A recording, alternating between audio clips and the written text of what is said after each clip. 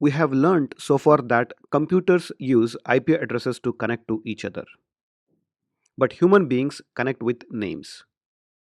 Imagine advertisements like to buy anything you want at an amazing price and get delivered it to your home. Visit 207.171.166.22.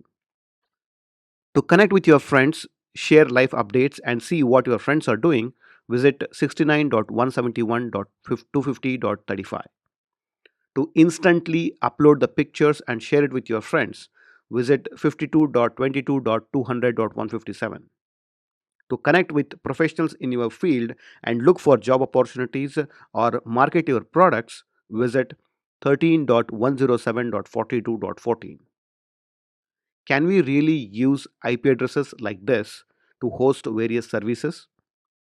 It would be very difficult to remember, especially when there are hundreds of thousands of websites. That's why these servers are given names like Amazon.com, Facebook.com, Instagram.com, and LinkedIn.com. Here is the problem. We humans understand names and computer understands IP addresses. So there was a need for a bridge. We needed some technology that can act as a bridge and help in converting human readable domain names to IP addresses and vice versa. This is addressed by DNS.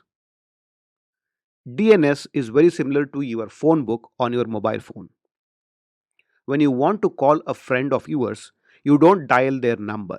Instead, you search their name and click on the call button. The phone book does the task of converting that name into a phone number. Now let's learn a bit more about DNS and how it works. DNS stands for Domain Name System. It is often referred to as the phone book of internet. It helps in resolving domain names to IP addresses. Consider a user who wants to visit Amazon.com, but the computer does not understand Amazon.com. In order to complete the request of the user, the computer needs the IP address of Amazon.com, so it asks for the configured DNS server. The DNS server responds back with the IP address of Amazon.com, which is 207.171.166.22. Now the computer has what it needs to start communicating to the destination server, and it initiates the communication to Amazon server using the IP address. Now you might be wondering, where is this DNS server placed? Who manages these DNS servers? Computers will be configured to reach out to specific DNS server in case it needs to resolve the IP address of any domain. Let's say in this case the computer is configured with the DNS of 30.40.50.60, which is a public IP address placed in the internet. So when your computer needs to reach out to facebook.com, it will connect it to the configured DNS server and asks for the IP address of facebook.com. Let's say the IP address is 69.171.250.35. Once the computer gets its response, it will now initiate the communication to Facebook server. But how did the computer decide to use 30.40.50.60 as the DNS server? This is actually configured by your DHCP server.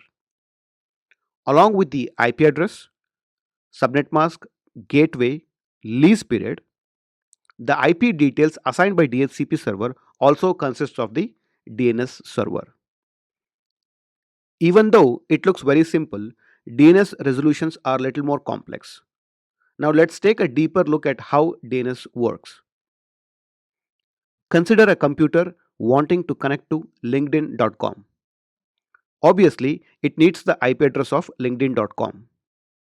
In the previous example, we saw that the computer was configured with a DNS server IP address of 30.40.50.60.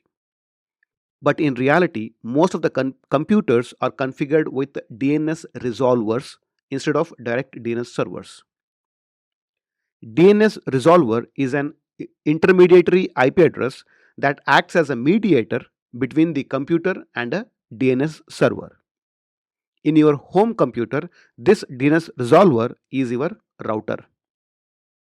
Remember that the DNS resolver does not have the resolution for all the domain names.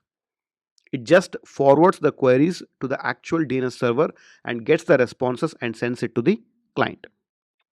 When the computer asks for the IP address of LinkedIn.com, the resolver sends the query to a server called root server. There are 13 root server groups placed across the globe and managed by companies like Google, IBM, Oracle, etc. The root server itself does not keep the domain name and the IP mapping. Instead, it keeps the record of all the TLD servers, top level domain servers. That is, the root server knows which TLD server to connect depending on if the user is trying to access a .com website or a .net website or a .in website. Now, the resolver reaches out to the TLD server looking for the resolution of LinkedIn.com. TLD servers too do not keep the domain name to IP mapping. Instead, they will maintain the list of authoritative name servers. Authoritative name server holds all the details of a domain name, including its IP address. Authoritative name servers are run by companies like domain.com, Bluehost, GoDaddy, Hover, etc. Finally, when the resolver reaches out to the authoritative name server, it responds back with the IP address of LinkedIn.com, which happens to be 13.107.42.14. The same is forwarded to the client machine, which will initiate the communication to the LinkedIn server now. One question that still remains is, if the internet has so many DNS servers managed and maintained by reputed companies, is it necessary to have a DNS server of our own in a company? The answer is yes. To understand why we need a local DNS server in a company, let's consider this. A company hosts several internal portals for its employees, like a HRMS tool where an employee can go and update leaves or download payslips. There might be a finance portal that the procurement team uses to track the orders and payments with the customer. There could be a ticketing system in the company to track all the IT related issues, and the company could be using a logistic portal that keeps track of customer orders and how to deliver them. Like this, different companies run different portals which are used by their internal employees only. Now, can we ask a logistic team member to access 10.10.2.64 for logistic portal and inform him to access HRMS tool to apply for his leaves on 10.10.2.52, etc.?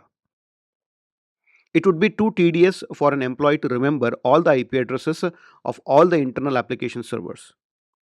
That's why companies come up with domain names for their application servers. So, instead of IP address, the logistic application could be named as track.kitkat.com and HRMS could be named as myhr.kitkat.com, etc., which will be easier for employees to remember. But these are only accessed by internal users and hence should not be disclosed to the internet. For this reason, companies will host their own DNS server. It just keeps the mapping of internal IP addresses and the domain names. So, when a user in the company requests for track.kitkat.com, the DNS server will respond back with the appropriate IP address based on its entries. In this case, track.kitkat.com is available on 10.10.2.64. When the same user wants to visit facebook.com, the request in fact goes to the local DNS server itself. But because it does not have the mapping for facebook.com, it just acts as a DNS resolver and requests an external DNS server for the IP address of facebook.com. Once the local DNS server learns the IP address of a specific domain, it will store it in its cache for a configured amount of time, so that when the same user or another user asks for facebook.com IP address, the DNS server looks for its cache and responds, thereby saving unnecessary queries to external DNS server. Finally, let's end this lesson by knowing that DNS server is kept in the server LAN.